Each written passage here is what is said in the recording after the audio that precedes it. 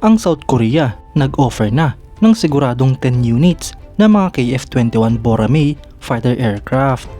Ito nga po mga idol ang pinaka-advance at pinakamalakas na fighter aircraft sa kasalukuyan ng kanilang bansa. Yan ang pag-uusapan natin, pero bago yan, kung bago ka lang sa aking channel, huwag mong kalimutang mag-like, subscribe at i-hit mo na rin ang notification bell button para lagi kang updated sa mga bagong videos natin.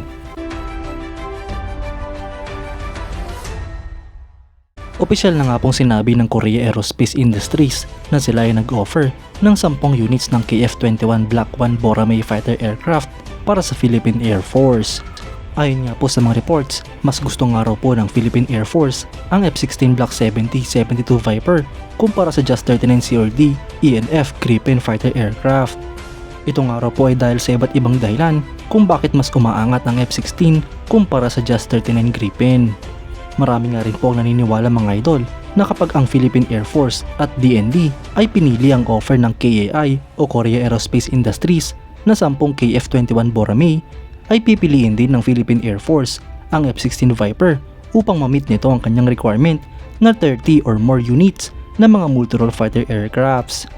Hindi nga po sasapat ang 10 unit ng KF-21 Boramae upang mapunan ang pangangailangan ng Philippine Air Force. Kaya't malaki nga po ang posibilidad na mga brand new na F-16 din ang bibilhin ng ating bansa. Yan nga po mga idol ay bukod pa sa mga refurbished na F-16 na pinaplano ding i-acquire ng Pilipinas upang mas palakasin at mas palawakin ang capabilities ng Philippine Air Force.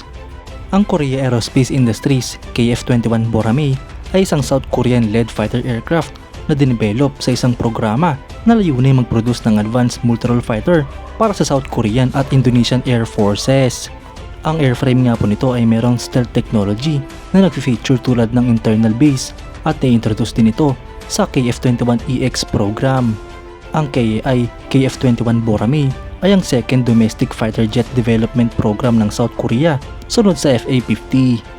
Ang future operator nito mga idol ay ang South Korea na meron ng 20 units na in-order habang 120 naman ang total na pinaplano nilang mabili. Potential operator naman nga po nito ang Indonesia at ang Pilipinas. Nito nga lang pong 2024, ang Pilipinas ay inanunsyo ang kanilang interes na mag-purchase ng 40 units ng mga jet fighters. Dito nga po ay pinagpipilian nila ang Gripen ERF at F-16 Block 70-72 Viper. Sumali nga rin po sa bid nito ang South Korea nito nga lang pong buwan ng September 2024. At dito nga po ay nag-offer sila ng 10 KF-21 Block 1 Boramae multi-role fighter aircraft, isang dosenang FA-50 Block 20 ang pinakabagong version nito at ang isang dosenang FA-50PH na i-upgrade ng South Korea. Ang KF-21 Boramae mga idol ay pinapalipad ng isa o dalawang crew. May haba nga po itong 16.9 meters, wingspan na 11.2 meters at height na 4.7 meters.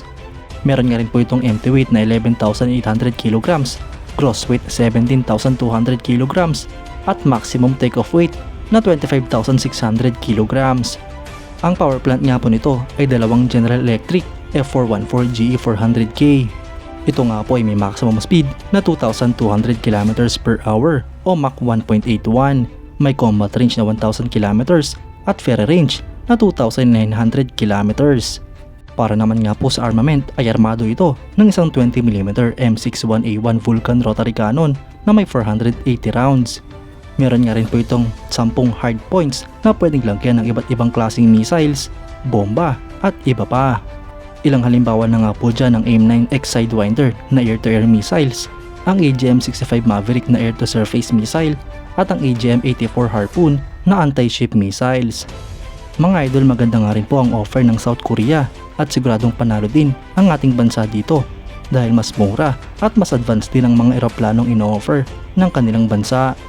Bukod pa dyan ay kasalukuyan na rin ino-operate ng Philippine Air Force ang mga FA-50PH na gawa rin ng South Korea. Kayo mga idol, anong masasabi nyo? Comment down below for your thoughts and opinions. At yan nga lang po ang pag-uusapan natin ngayon mga idol. Maraming salamat sa panonood. Huwag nyo rin kalimutang mag-like at subscribe bilang suporta sa ating channel. Mabuhay kayo mga idol!